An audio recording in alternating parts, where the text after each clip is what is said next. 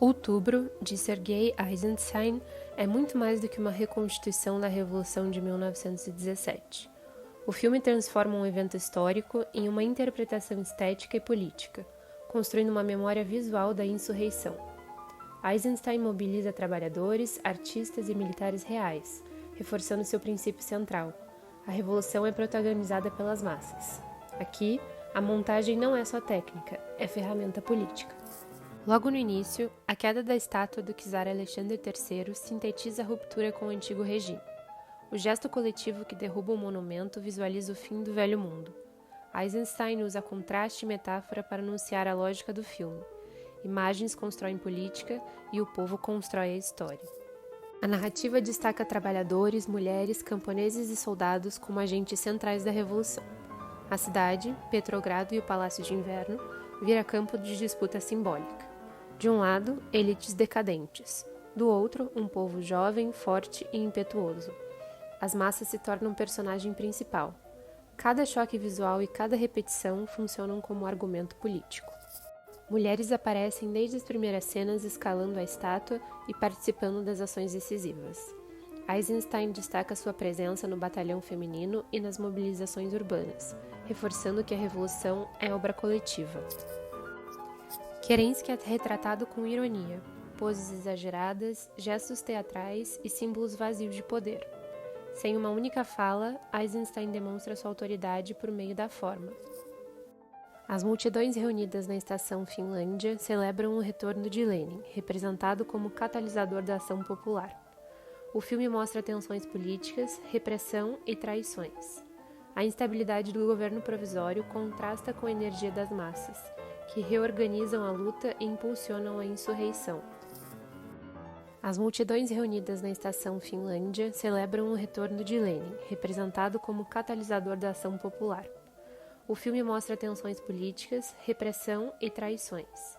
A instabilidade do governo provisório contrasta com a energia das massas, que reorganizam a luta e impulsionam a insurreição.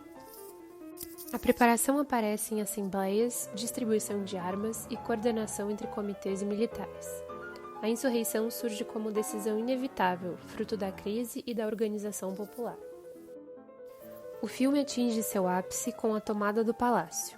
O cruzador Aurora, as pontes levantadas e a marcha coletiva criam um tom épico da sequência. A montagem alterna tensão e movimento, transformando o palácio, símbolo do antigo poder, em cenário da vitória popular. O discurso de Lenin e os decretos de paz e terra marcam a consolidação da revolução. A montagem final reforça a passagem do velho regime para uma nova ordem construída pela ação coletiva.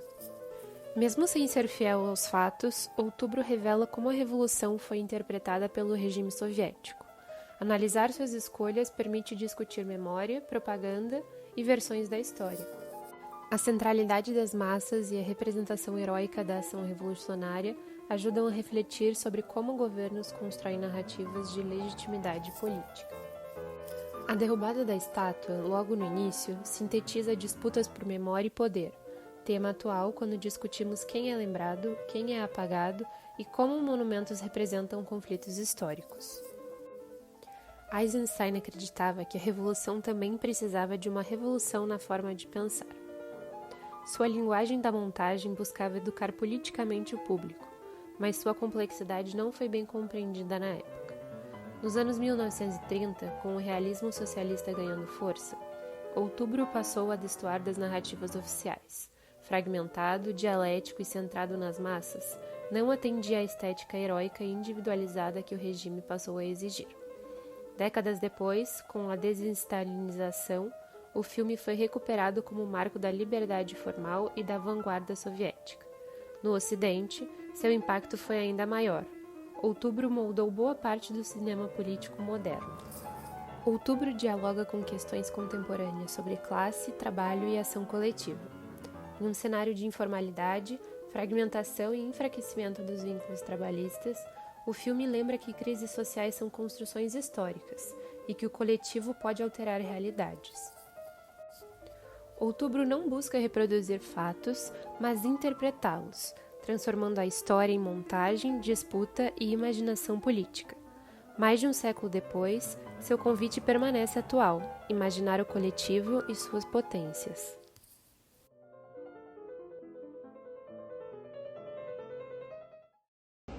Eu sou Pedro José Antônio de Getnauer, sou doutorando no programa de pós-graduação em História Comparada e libero os usos da minha imagem para esse vídeo.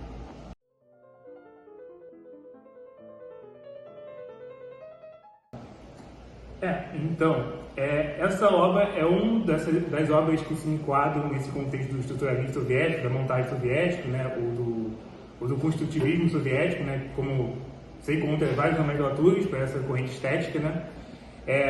Você já encontra esses elementos no filme do Eisenstein A Greve, no Encoraçado Potemkin, né, que você vai ter muito a questão da sobreposição de imagens, né, filmes com muitos cortes, em que você tem por alguma fração de segundos, né, algumas imagens. Eu acho que um exemplo muito claro disso no filme Outubro é a figura a cena da estátua do Napoleão Bonaparte, que aparece ali no contexto em que o filme vai falar sobre a ascensão do governo provisório, né, que é o governo provisório que ascendeu após a Revolução de Fevereiro, que derrubou o czarismo, né, e aí o filme vai mostrar por uma fração de segundos uma estátua do Napoleão Bonaparte, para falar quando o príncipe liberal Lvov assume o governo desse governo provisório que derrubou o czarismo.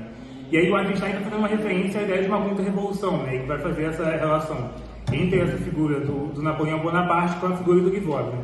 E eu acho que um outro elemento muito importante para pensar o estilo estético do Eisenstein, principalmente essa primeira fase do Eisenstein, depois dos anos 30, o Eisenstein vai mudar um pouco a sua referência estética, né?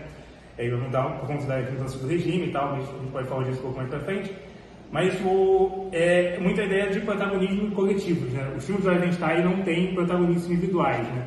Eles são protagonistas coletivos, são grupos de trabalhadores, como no caso do filme A Greve, são grupos de marinheiros, como no caso do Encoraçado Potemkin, e são as massas russas, como no caso do Outubro, né? Então, o Eisenstein tem esse objetivo, com essa visão dele estética, né, de trazer as massas como protagonismo, como uma forma de mobilização do espectador, né, para se mobilizar contra esse sistema opressivo do capitalismo, né, enfim.